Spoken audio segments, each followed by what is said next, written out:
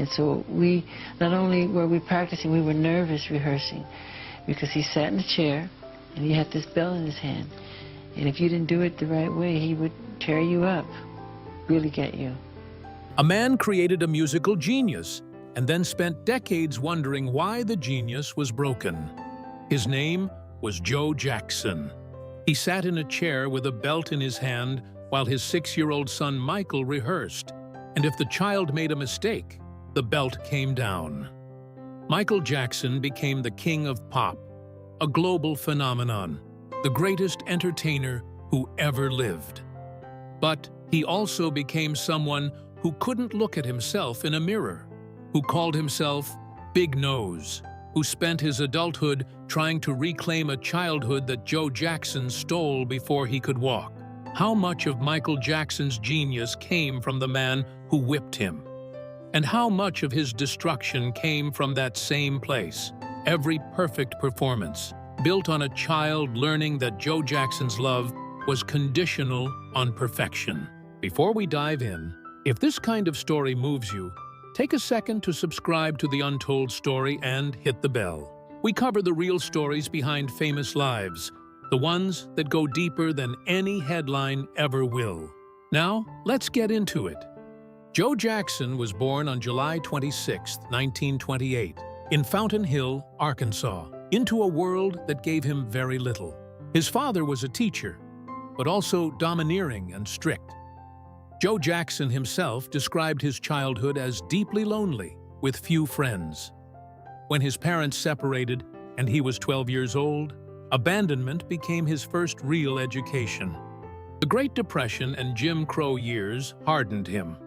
He worked as a steel worker in Gary, Indiana, a working-class father with limited economic prospects and a dream that never materialized. He had picked up a guitar once, played in a rhythm and blues band, believed he could be a musician. It didn't work out. The disappointment of his own failed dreams would reshape how he saw his children's potential. A man who failed at his own musical aspirations would eventually demand perfection from his children, not because he understood success, but because he understood what failure felt like. And he was determined that his children would not experience it. In the early 1960s, Joe Jackson's 3 eldest sons, Jackie, Tito, and Jermaine, began playing around with his instruments while he was at work. Joe Jackson recognized something in those moments. These children could achieve what he could not. He began enforcing rehearsals, long ones, intense ones, no exceptions. Young brothers Marlon and Michael were eventually forced into the group. The Jackson 5 was born, with Michael Jackson at age 5 singing lead vocals. Joe Jackson sat in a chair with a belt in his hand while the children rehearsed, up to 5 hours daily. Michael would describe it directly. If you didn't do it the right way, he would tear you up, really get you. Joe Jackson also gave his children cruel nicknames. Michael, the smallest, the most sensitive, the most talented. Joe Jackson called him Big Nose. Whether it was truly Joe or the brothers who started it, Michael believed it came from his father. And that belief shaped everything that followed. The children were not allowed normal friendships, no normal school experiences, no normal childhood. By 1967, the Jackson 5 were signed to Steeltown Records. By 1969, they were signed to Motown Records. Joe Jackson had achieved through his children what he could never achieve alone. Michael Jackson was brilliant, undeniable, historic, but he was also a child learning that his father's love was conditional on not making mistakes. Psychologists would later identify what had happened to him as complex trauma, the internalization of a core belief that his worth depended entirely on his performance. He developed chronic hypervigilance, low self-worth, difficulty trusting others. His self-consciousness began with how he looked as a teenager. He thought he was ugly. Joe Jackson's nickname, Big Nose, deepened an insecurity that would define the rest of his life. He would eventually undergo repeated plastic surgeries, never satisfied. always searching for something he could never find. Michael's own words were simple and devastating. "I never had the chance to do the fun things kids do." He missed school dances. He missed friendships. He missed the freedom to fail and learn and grow naturally. He was the star. He carried the weight of the entire group's success on his shoulders at age 6. While his brothers denied harsh abuse, Michael's experience, even by his own account, was different. He was the lead singer. He was the voice that made the Jackson 5 legendary. And he was the one who internalized the message that mistakes meant pain.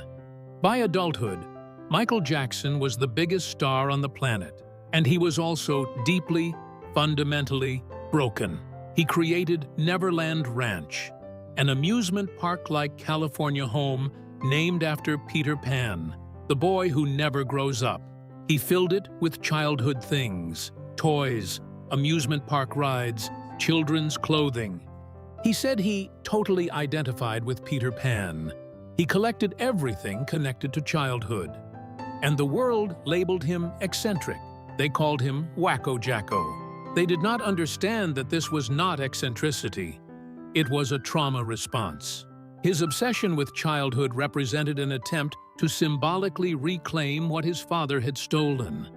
When accused of molesting a child in 1993, Jackson said he loved children and enjoyed through them the childhood I missed myself. The irony was devastating. The coping mechanism that protected his psychological survival also destroyed his public image. The world saw only strangeness. They did not see a traumatized child trapped in an adult body, desperately trying to give himself what his father had withheld. The plastic surgeries continued, repeated transformations of his appearance. He was trying to erase what Joe Jackson had called broken, the big nose, the features his father had mocked. But the problem was not his nose. It was the belief that he was fundamentally unlovable. No surgery could fix that. By the 1980s, Michael Jackson wanted to leave his father's management. During a Pepsi commercial in 1984, pyrotechnics set his hair on fire, third-degree burns. During the recovery, Michael had time away from his father for the first time as an adult. He eventually broke from Joe Jackson's management, but the father's voice never left his head. Michael Jackson eventually forgave his father. He understood something about pain cycles, that Joe Jackson had been shaped by his own deprivation and loneliness. His forgiveness was genuine, but forgiveness did not erase the damage. When Joe Jackson was inducted into the Rhythm and Blues Music Hall of Fame with a Lifetime Achievement Award, he accepted it. When Michael was posthumously inducted in 2014, Joe accepted the award on his behalf. The complexity was undeniable. Joe Jackson was absolutely his children's greatest advocate, the man who drove them to historic success. And he was also absolutely their greatest source of trauma. There is no erasing one without erasing the other. Joe Jackson created the king of pop, but in creating the king, he destroyed the man. When Michael Jackson died in 2009, the world mourned a genius, but they also vilified an eccentric who seemed to have chosen strangeness. It took his death for the masses to begin understanding what had actually happened. The genius and the trauma were not separate things. They were the same thing. The greatest entertainer who ever lived was created in a rehearsal room where a child learned that mistakes meant pain. Every iconic performance, every record-breaking album, every moment where Michael Jackson transcended what seemed humanly possible. All of it was built on the foundation of a belief Joe Jackson had instilled. Your worth is measured by your performance. The Neverland Ranch was not an indulgence. It was a survival mechanism for a man whose survival as a child depended on never being a child. The plastic surgeries were not vanity. They were desperate attempts to erase the voice of a father who said he was ugly. The isolation was not choice. It was the inevitable outcome of a childhood where relationships existed only to be transactional. It took until his death for the world to remember Michael Jackson as one of the greatest entertainers who ever lived. It took until his death for people to understand that the eccentricity they mocked was actually a man trying to give himself what his father had withheld. The paradox that cannot be resolved. Joe Jackson's ruthless discipline created the greatest entertainer who ever lived. And that same discipline created a man so broken that even superstardom could not fix him. What Joe Jackson left behind was not just historic music. It was proof that genius and suffering are sometimes born from the same wound. Michael Jackson's legacy is not just Thriller, Billie Jean, and Bad.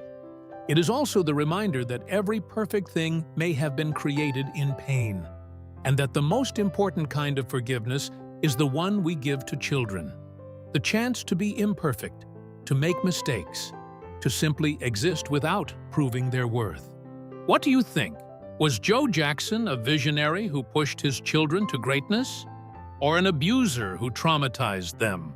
Or both at the same time? Drop your thoughts in the comments below. We read every single one. And if this story moved you, make sure you check out our other videos on the untold story about untold life stories and the people who shaped them. Subscribe and hit the bell so you never miss a story that deserves to be told.